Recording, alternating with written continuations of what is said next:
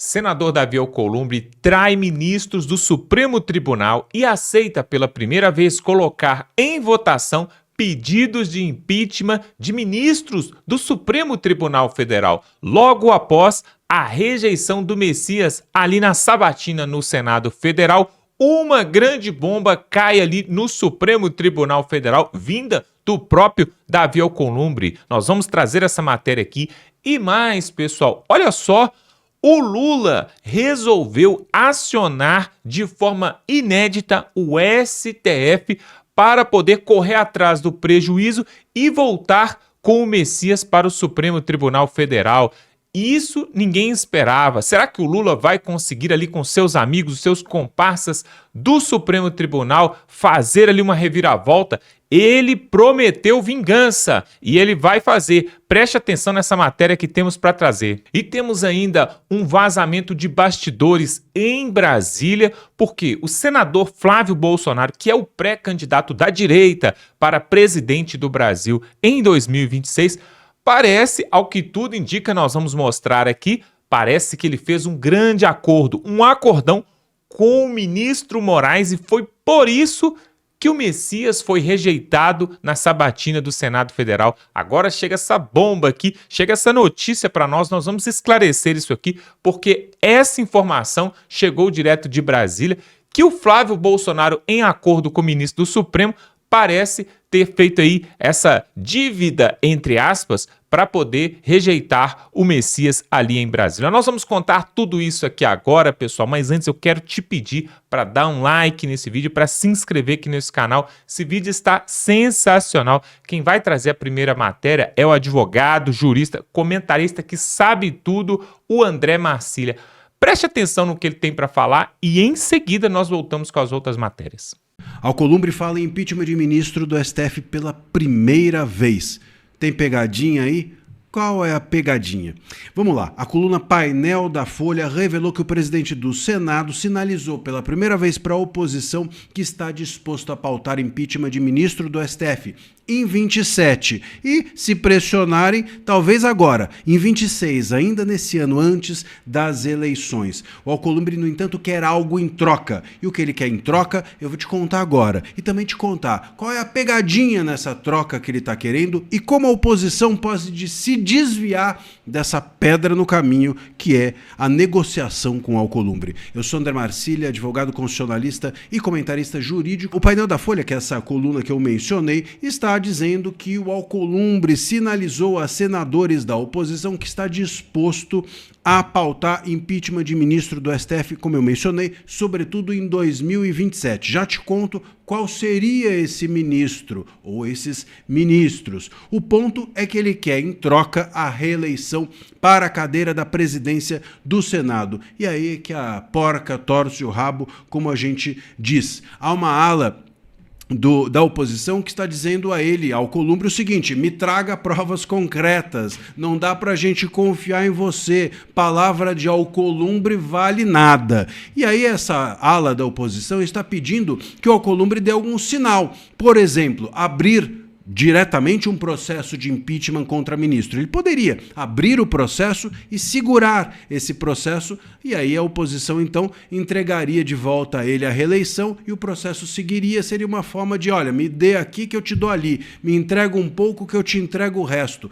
Outra ala da oposição não está querendo negociar com o Alcolumbre, prefere fazer com que a oposição consiga no ano que vem a maioria do Senado e com isso coloque na cadeira da presidência o seu próprio candidato. E o mais cotado para isso é o senador Rogério Marinho, do PL do Rio Grande do Norte, que também é coordenador da pré-campanha do Flávio Bolsonaro à presidência. E é um nome forte, é um nome experiente e que tem todas as condições de fazer uma gestão bastante robusta e sólida e estratégica na cadeira da presidência do Senado. Então, essas são as duas vias. Uns pedem: Alcolumbre, dê alguma coisa, dê mostras de que você realmente faria impeachment de ministro para a gente te de dar a reeleição à cadeira da presidência. A outra ala está dizendo assim, da oposição, não vamos negociar com o Alcolumbre sobre isso.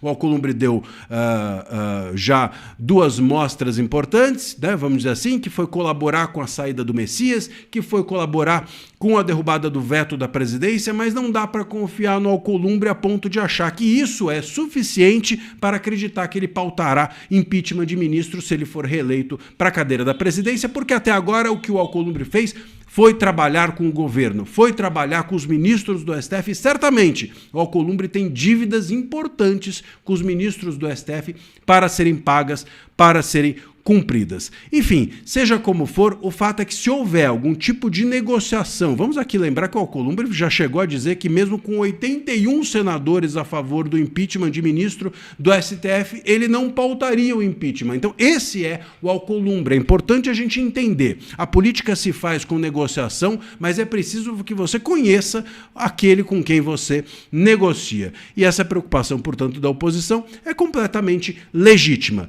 E aí, meus caros, ainda que haja uma negociação com o Alcolumbre, ainda que essa ala da oposição que quer esperar o ano que vem e colocar o Rogério Marinho na cadeira da presidência, ainda que essa ala perca e haja uma negociação com o Alcolumbre, é bom que a gente diga que o impeachment de ministro não vai ser do Alexandre de Moraes. O Alexandre de Moraes é um amigo próximo, conhecido e antigo do Alcolumbre. E muito provavelmente, se o Alcolumbre pautar algum impeachment, vai ser do Toffoli. O Toffoli tem todas as razões ali, não falta ministro para impeachment, né? Podia ser o Toffoli, pode ser o Moraes, pode ser o Gilmar, tem um monte de gente ali que merece, mas nesse caso ele provavelmente escolheria o Toffoli, que é o mais fraco, não só juridicamente como também politicamente o mais exposto.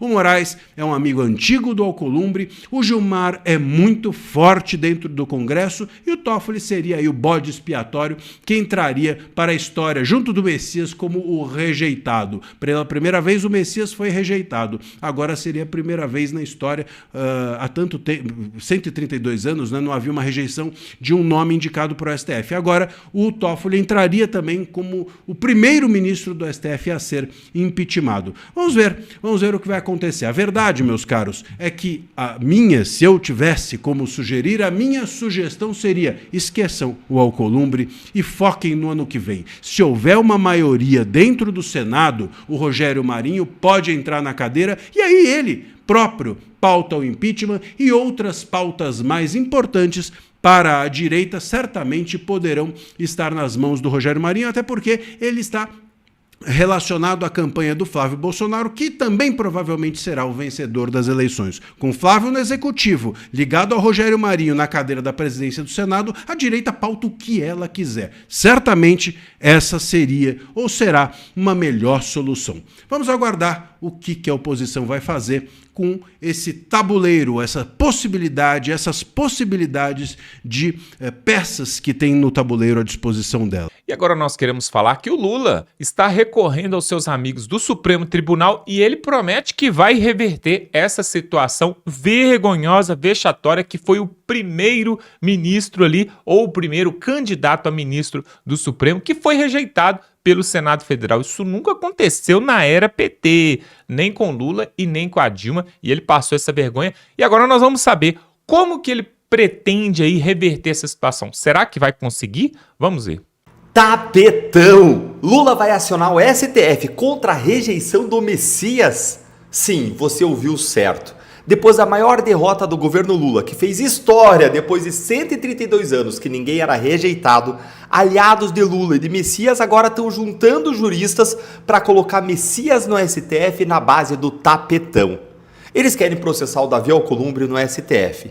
E eu vou te mostrar agora por que esse plano é juridicamente ridículo, politicamente inviável, e vamos ver se ele tem chance ou não de prosperar.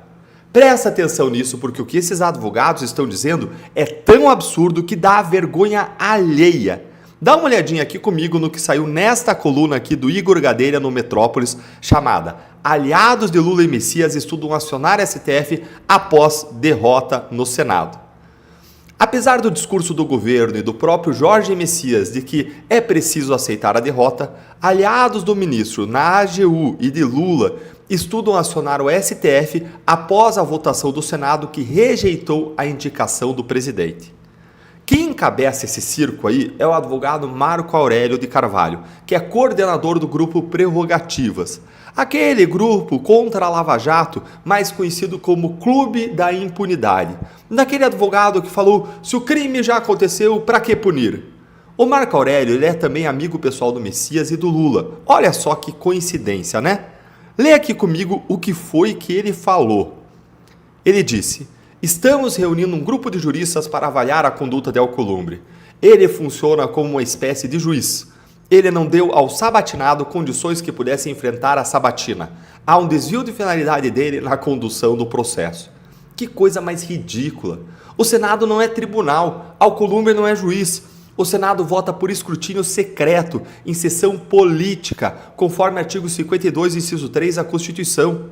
Senador não precisa motivar voto, coisa nenhuma. Cada um decide segundo seu juízo político. Isso não é desvio, isso é a Constituição funcionando. É regra na veia. E tem mais. Marco Aurélio cravou isso aqui, ó. Dá uma olhada comigo.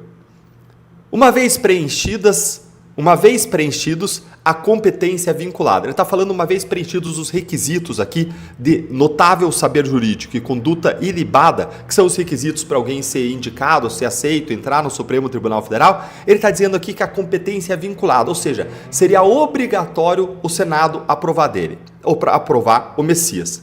Olha aí, ele segue dizendo, o Senado tinha obrigação de confirmar a indicação.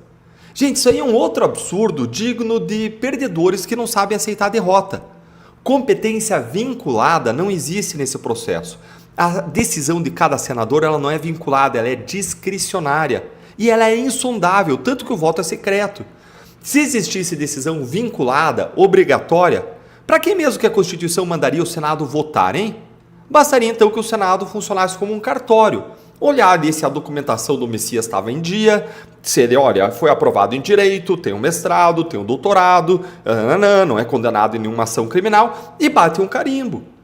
Há 132 anos, o Senado rejeitou 5 indicados ao STF e nenhum tribunal jamais reverteu qualquer tipo de rejeição, nem de indicação para o STF, nem semelhante. Nunca, gente.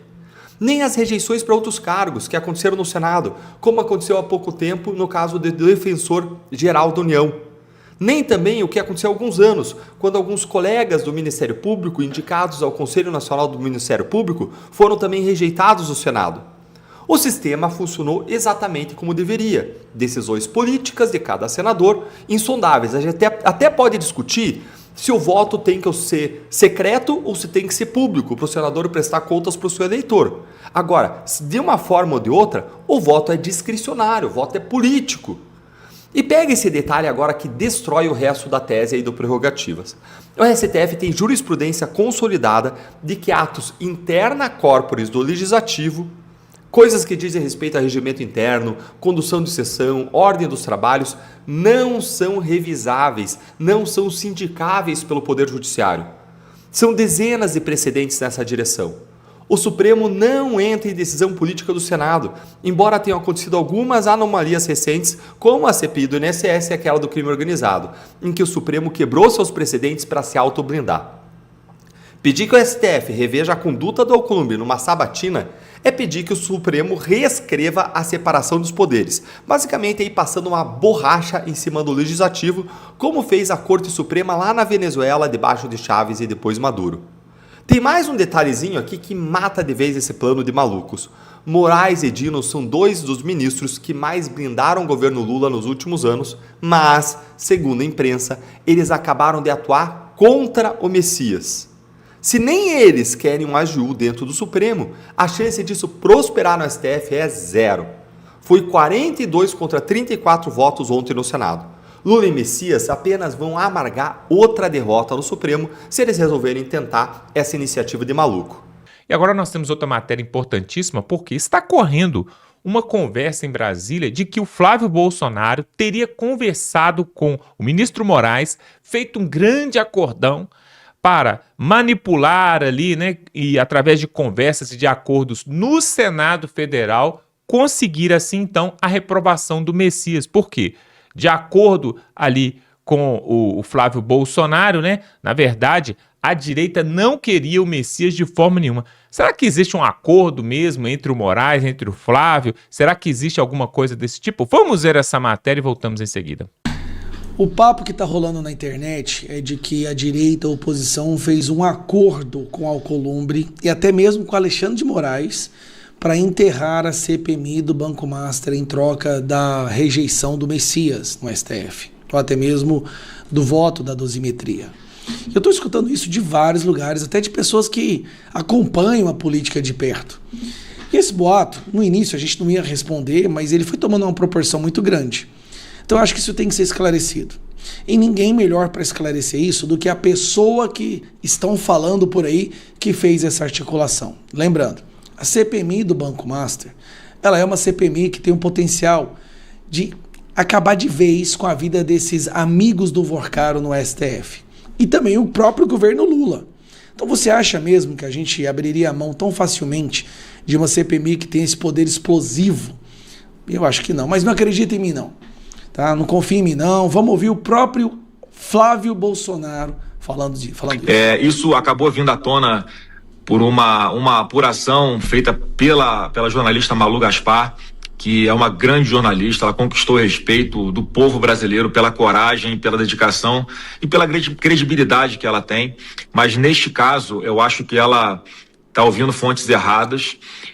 Inclusive, eu soube que teve uma aposta aí que nenhum bolsonarista ia falar mais de CPI do Banco Master porque houve um acordo. Olha, quem apostou nisso aí, apostou errado, vai perder dinheiro, porque nós vamos continuar defendendo a CPI do Banco Master. O que aconteceu na votação da derrubada desse veto ao PL da dosimetria é que, de fato, essa CPMI, na verdade, do Banco Master estava travando ali a pauta, e a gente queria que essas pessoas que ainda estão presas, muitas delas, pudessem ir para casa. Então foi uma pauta foi uma sessão com uma pauta única. Houve a derrubada do veto ao PL da dosimetria, e a próxima sessão do Congresso que for acontecer, ela vai ter sim que haver antes a leitura dessa CPMI, na verdade, a CPMI e do Banco Master. Então a gente não tem nenhum acordo com relação a isso. Imagina eu fazendo acordo agora com Alexandre de Moraes, o algoz do presidente Bolsonaro, quem armou toda essa farsa para perseguir não apenas o meu pai, mas centenas de outros brasileiros. Não tem acordo nenhum com ele, não vai ter nenhum acordo com ele. Então essa questão é uma narrativa mentirosa que estão inventando, e mais uma vez, eu acho que estão usando ali a boa vontade dessa jornalista Malu Gaspar para plantar algo que simplesmente não existe. Não teve essa conversa com Davi Alcolumbre, não teve essa conversa com o ministro Alexandre de Moraes de forma alguma. Mais uma vez, o que foi uma conjuntura de interesses nossos, da oposição, e de uma parte da suposta base do governo que está insatisfeita com a forma como vem sendo tratada, junto com esse ingrediente dos excessos sem limites por parte de alguns no STF. Ficou claro. O Flávio Bolsonaro disse claramente, não tem acordo com o Alexandre de Moraes, ele é o algoz do pai dele. Acabou de colocar o Flávio Bolsonaro em um inquérito por uma fala, por um tweet dele em 2025. Não tem acordo. O que houve é o seguinte, nós precisávamos derrubar esse veto. O acordo foi com o Alcolumbre. Nesta sessão, a gente não vai impor a abertura da CPMI do Banco Master, seria uma sessão do Congresso de pauta única. Mas o Alcolumbre não vai poder ficar de agora até as eleições sem ter uma sessão do Congresso. Não tem como segurar um ano uma sessão do Congresso. Então, mais cedo ou mais tarde vai ter que acontecer. Eles estão tentando adiar o máximo possível, mas ela vai acontecer. Só não dava mais para, por causa disso, manter essas pessoas inocentes presas. Esse veto tinha que ser derrubado. Essa vitória tinha que ser conquistada. Então eu achei que o acordo foi muito sensível, sim, foi muito sensato, desculpa. Olha, tudo bem, nessa sessão a gente aceita a pauta única, mas na próxima não tem essa história. Nós queremos a CPMI do Banco Master. A CPMI do Banco Master, gente, ela vai ser a coisa mais bombástica que vocês possam imaginar no que diz respeito à credibilidade de alguns colegas do Vorcaro que hoje sentam na poltrona de ministros do STF. Não tem como, esse pessoal não tem para onde correr. Esse período deles de reinar sobre o nosso país vai acabar. Vai ter aí alguma histeria no caminho, porque eles estão no modo sobrevivência Tá? Então vai ter perseguição, busca e apreensão. Eu acho que algumas pessoas ainda vão ser presas. Eles vão tentar censurar Moraes e ali o Flávio Dino vão tentar. Eu virei alvo agora de novo, segunda vez que eu virei réu, mas isso vai acabar. Tenha fé em Deus. Vamos lutar para eleger os nossos nessa eleição. Foque nos senadores do seu estado e foque Flávio Bolsonaro. Sinceramente, vai lá, faça os adesivos com o nome do Flávio Bolsonaro, espalhe nos carros da sua cidade, faça eventos, faça camisetas, igual a gente fez na época de 2018 pelo Bolsonaro e 2022. É isso que a gente precisa fazer. A gente precisa voltar a mobilizar a população desse país. E nós vamos vencer. Então não teve acordo, está resolvida essa questão, próxima narrativa. Pois é, pessoal, eu não duvido de mais nada o que pode vir de Brasília. Na verdade, a gente não sabe nem 1% daquilo que realmente acontece ali nos bastidores, por trás das cortinas em Brasília. Olha só, pessoal, a verdade, como eu já falei aqui, é que o Messias, que foi indicado pelo Lula, já estava até passando o cartão e gastando o dinheiro que ele ia ganhar, os seus milhões, né, que ele ia ganhar sendo ministro do Supremo Tribunal.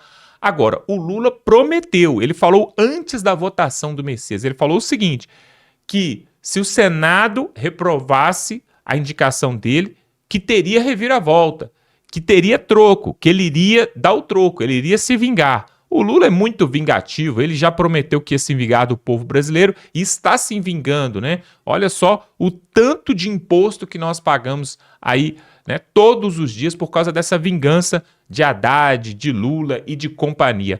Agora, a verdade é o seguinte, pessoal, o Supremo Tribunal tem seus preferidos e nem sempre é o mesmo preferido de Lula. E também a verdade é que o Davi Alcolumbre tem manipulado não só o Congresso Nacional, mas como os três poderes de forma bastante inteligente. E ele já deixou claro que o candidato dele ao Supremo Tribunal seria sim o Rodrigo Pacheco.